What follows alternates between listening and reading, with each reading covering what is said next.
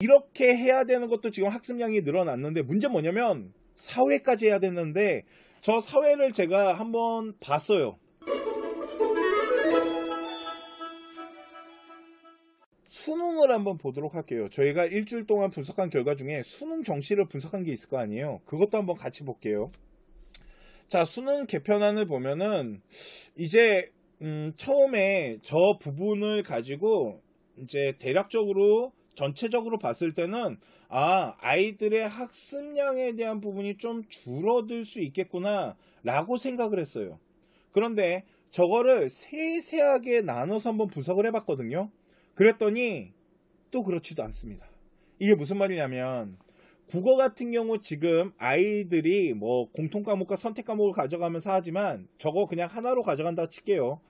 2028학년 수능이 공통과목으로 갔을 때 화법과 언어인데 저 화법과 언어 안에 이제 문법이 들어갈 거고, 독서는 이제 비문학 라인, 요 라인이 갈 거고요. 문학 안에는 뭐 수필이나 현대, 뭐 고전 이런 어떤 문학 작품들 이런 거 가지고 이제 아이들을 가르칠 거예요. 시가 이런 것들도 다 들어가겠죠.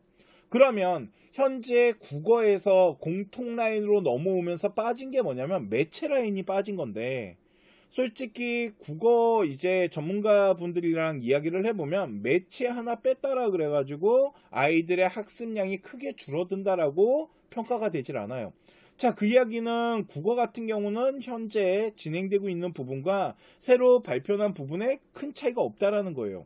또 하나 있습니다. 수학인데 수학 같은 경우 지금 공통의 수원, 수투, 그리고 이제 화통이나 미정이나 기하를 선택하는 거였는데 저걸 공통으로 갈 때 대수라는 게 뭐냐면 수원이에요. 저 수원 안에 아마 함수를 중심으로 문제를 낼 것 같고 그 안에 이제 수열이 포함이 되는 거고, 저 수학 2가 이제 미적으로 넘어온 부분이 있는 거고 거기에 이제 확률 통계가 있는 거예요.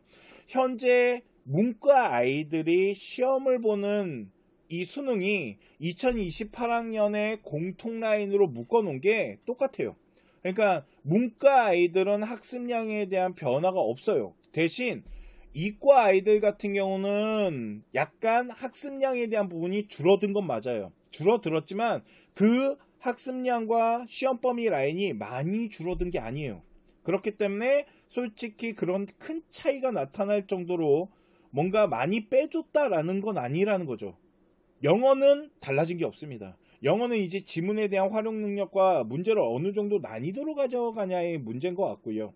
한국사는 패스하고요. 가장 큰 문제가 되는 게 저 탐구입니다.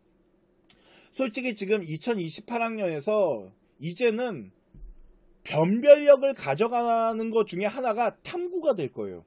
대학교가 공통으로 저렇게 사탐과 과탐을 같이 봐버리면 솔직히 이과 자연계 같은 경우는 과탐에 대한 비중이 좀 있어요. 아이들을 선발하는 데 있어서.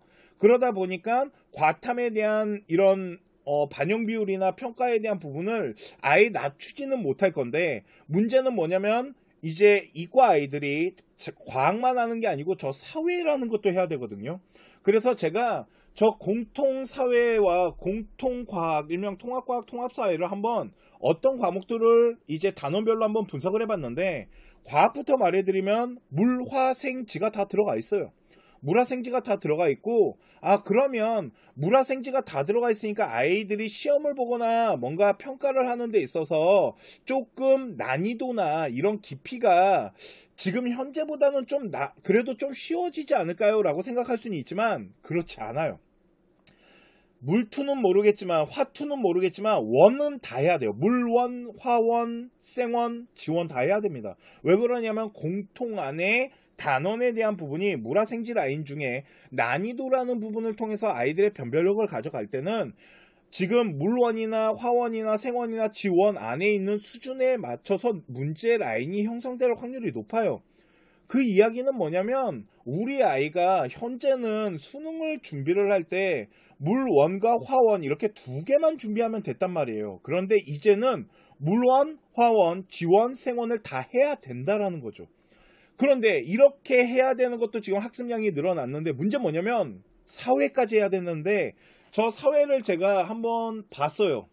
그랬더니 저 사회 안에는 어떤 라인이냐면 첫 번째는 사회문화 라인, 두 번째는 경제, 세 번째는 지리, 네 번째는 정법, 이 네 가지에 생활윤리에 대한 부분이 일부 포함이 되고요. 역사 라인이 좀 빠져 있어요. 그러니까 공통사회라는 저 사탐 과목 안에도 우리 아이가 학습해야 될 학습량은 늘어난 거죠. 결국은 국어랑 수학이랑 영어 같은 경우는 솔직히 학습량에 대한 부분이 약간 줄어들거나 유지가 됐는데, 문제는 저 탐구를 융합형이라 그래서 이제 사탐과 과탐을 같이 봐야 되는 제가 가장 큰 변수예요. 그러면 이제 사탐이나 과탐에 대한 부분을 좀 미리 준비할 필요는 있어 보이고요. 또 하나는 중학교 때 아마 이런 얘기가 나오기 시작할 거예요. 과탐과 사탐에 대한 부분을 좀 선행을 해서 좀 준비를 하면 좀 유리할 수 있습니다라는 얘기가 나오면서 사교육 시장에 변화가 있을 수 있다라는 거죠. 그렇기 때문에 수능 같은 경우는 전체적으로 발표한 것을 보면 학습량이 줄어든 것처럼 보이지만 결코 줄어들지 않았고, 저 탐구라는 과목 때문에 학습량은 훨씬 많이 늘어났다라고 보셔야 되고요. 또 하나는 저 밑에 나와 있는 추가 검토안인데, 저 추가 검토안이라는 것 중에 봐야 되는 건 심화수학 라인이에요. 저 안에 미적투와 기하인데 쟤네들은 절대평가로 진행이 되겠지만 왜 저 검토안을 내놓은 거냐면, 일단 상위권 대학교 스카이나 아니면 특히 의대, 치대, 약대, 한의대, 수의대 애들, 이 아이들을 이제 선발을 할 때 아마 이제 미적투나 기하 절대평가를 보고 그거에 대한 등급을 반영을 하겠습니다라고 아마 사용을 할 수 있어요. 그렇기 때문에 저게 만일 추가적으로 포함이 된다라면 의대나 치대나 약대나 이쪽 라인 가는 아이들의 학습량, 수능에 대한 학습량은 확 늘어난다라고 보셔야겠죠. 그러니까 수능에 대한 부분을 준비하는 데 있어서 생각보다 쉽지 않을 수 있다라는 게 있고요. 또 하나는 저 탐구 과목과 지금 수능 같은 경우는 아시다시피 지금 고등학교도 솔직히 학교에서 수능에 대한 방향성을 준비를 체계적으로 해주는 학교를 제가 거의 본 적이 없습니다.